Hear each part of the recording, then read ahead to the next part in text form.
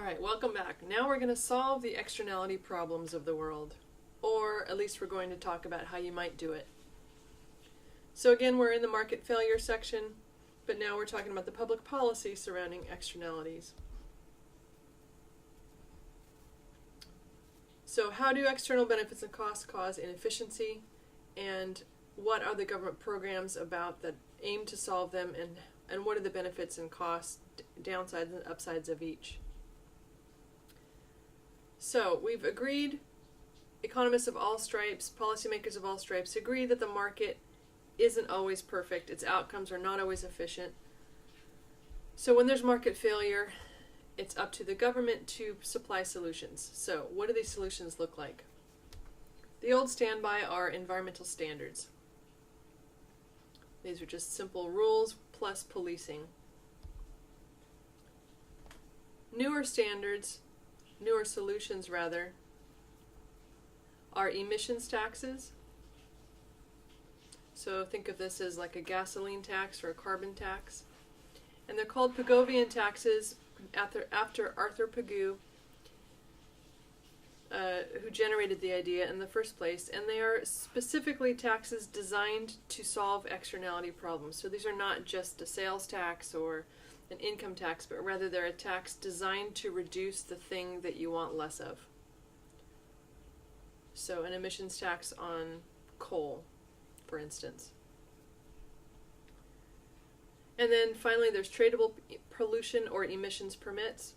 You're seeing this recently in the US and in Europe. Tradable pollution permits. So we'll look at each in turn. Well, which is the best? The problem with environmental standards, the old school sort of rules plus policing, is that they're fairly inflexible and one-size-fits-all form isn't always business friendly.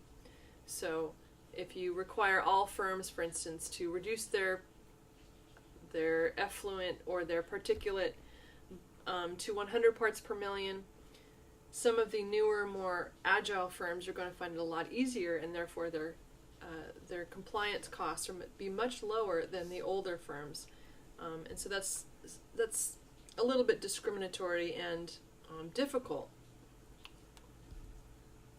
How about emissions taxes? Well, these have some definite benefit. Unlike the old-fashioned policing, these emissions taxes tend to be a little bit more true to the actual cost of pollution, because what you're trying to do is to get the parties that generate the negative externalities to feel the true cost of their actions. So if you know that the true cost is something close to 50 cents per gallon, then you want to create a tax that's 50 cents per gallon of gasoline to make the polluter feel the cost of his pollution, to internalize that externality. So if this is your graph, we've seen this before, and this is your optimal amount, you would create a tax that would get you to the optimal amount, basically. The difficulty here is not so much in the creation of the policy itself, but in the policing, in the politics of it. These are very difficult policies to make for people to feel comfortable with, or to vote for politicians who suggest an increase in taxes. This is never politically favorable to any politician to suggest new taxes of any sort. And then the final difficulty here is to figure out exactly how much pollution is being caused, and so estimate the appropriate amount of tax. So here's an example of environmental standards versus emissions taxes. Environmental standards force everybody into the same form, basically. Everyone's got to reduce their emissions by a certain amount. And what you're seeing here is a different cost of pollution for different size firms, different age of firms.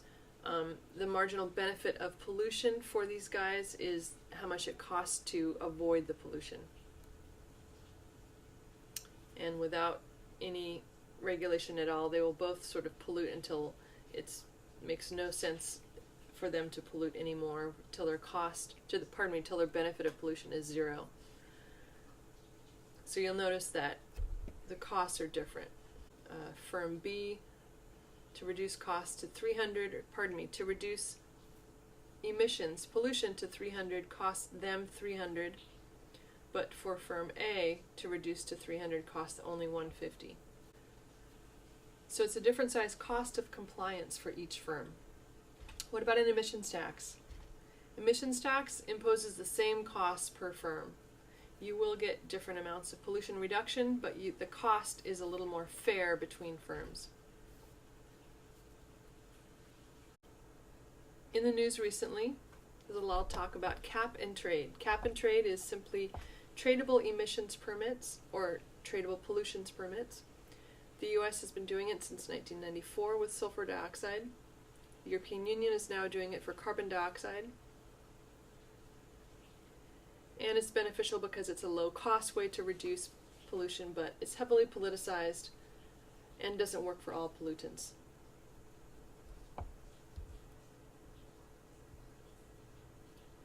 Practice question for you.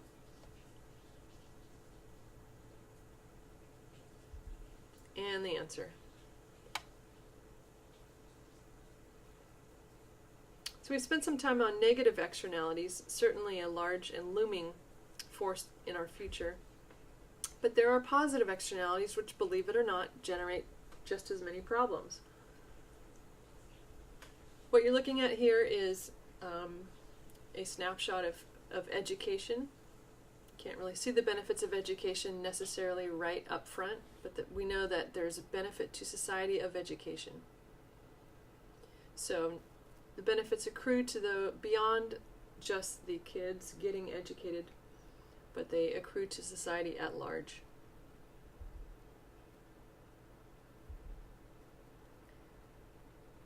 That benefit that society gets is called the external benefit. And it's notable that society doesn't pay for this benefit necessarily, unless the government forces them to.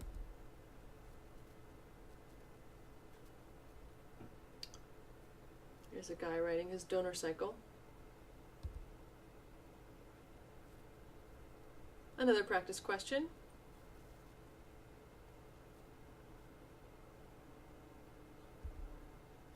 And answer.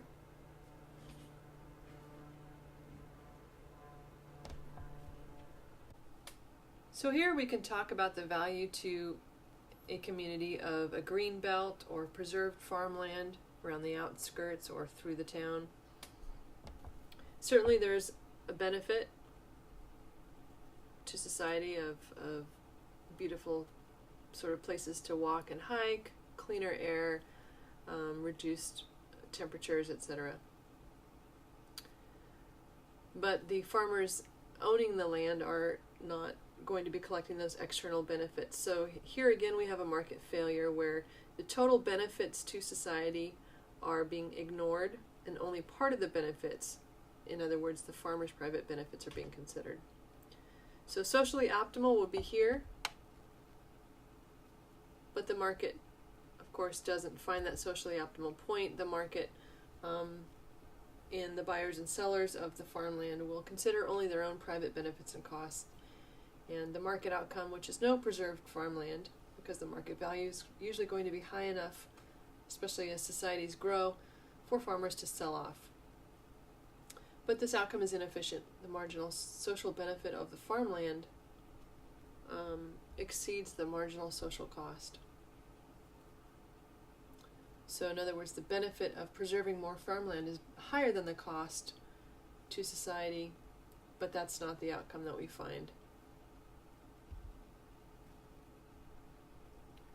So just like we talked about PIGOUVIAN taxes, we have here PIGOUVIAN subsidy. This is a subsidy, a reverse tax given to try to preserve the farmland or to improve the consumption of the good for which society is not producing enough. Education grants and loans, low-cost loans, are great examples of PIGOUVIAN subsidies.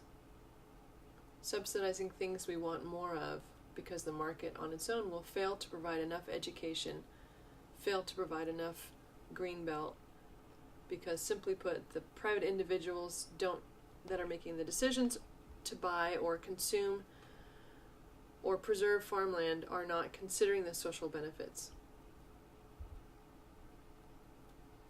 So back to the farm, back to the ranch, so to speak. What's the optimal amount of the subsidy would be however much would the benefit to society would be to get us to the optimal quantity. So both in the case of negative and positive externalities, markets fail to provide the right amount because the private individuals making the decisions are simply ignoring or unaware of the full costs and or benefits of their actions. Some other interesting applications of these ideas. Here's a term, technology spillover. When you locate in an area that has a lot of other high-tech firms, you're going to get some spillover benefits.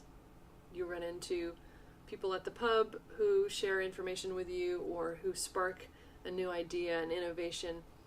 And the high level of education in general is a benefit to the whole area. So Silicon Valley would be known as a giant technology spillover. Network externalities are an example of when a good has more value as more people use it. So lots of network externalities in the modern age. There's some older style ones. But clearly, any operating system, any platform where the more others standardize and use the platform, the more software can be written for it. Those are all great examples of network externalities, where there's positive externality the more people use it. The kind of feedback they're getting here is positive feedback. Success breeds success, and failure breeds failure. Last little question for you.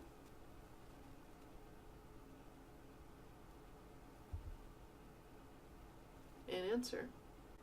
So, to summarize, markets only produce the optimal outcome when they account for all of the costs and benefits of a good or service. And when some costs are ignored by the market, the good will be overproduced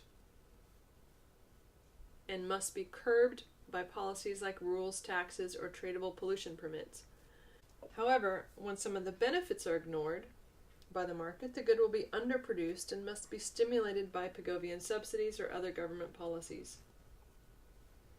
Solutions to the externalities problem are varied, but all aim at nudging the market toward its efficient or socially optimal outcome.